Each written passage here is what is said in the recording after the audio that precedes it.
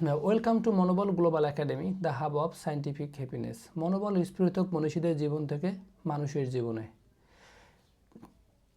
বিশ্ব নন্দিত লেখক Michael H heart কর্তৃক রচিত তার বিশ্ববিখ্যাত বই বিশ্বশ্রেষ্ঠ 100 মানুষের জীবনের ধারাবাহিক কন্টেন্ট পরিবেশনা আপনাদেরকে অভিনন্দন। আজকের পর্বে হচ্ছে কার্ল মার্কস।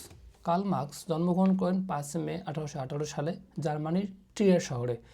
তিনি ছিলেন একজন দার্শনিক, অর্থনীতিবিদ, সমাজতাত্ত্বিক এবং বিপ্লবী চিন্তাবিদ। আধুনিক সমাজতন্ত্র এবং সাম্যবাদী চিন্তার প্রধান ভিত্তি গড়ে তোলার জন্য তিনি বিশ্বজুড়ে পরিচিত। মার্কস জার্মানির বর্ন এবং বার্লিন বিশ্ববিদ্যালয়ে পড়াশোনা করেন এবং দর্শনের ডক্টর ডিগ্রি অর্জন করেন। তরুণ বয়সে তিনি সমাজের বৈষম্য, শ্রমিকদের শোষণ এবং পুঁজিবাদী ব্যবস্থার অসঙ্গতি নিয়ে গভীরভাবে চিন্তা করতে শুরু করেন।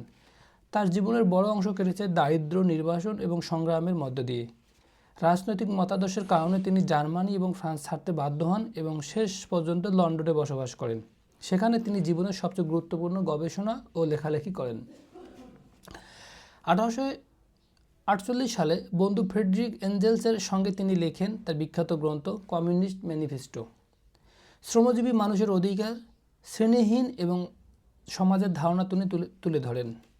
তার আরেকটি মহান গ্রন্থ ডাস ক্যাপিটাল, যেখানে তিনি পুঁজিবাদী অর্থনীতির গভীরে বিশ্লেষণ করেন।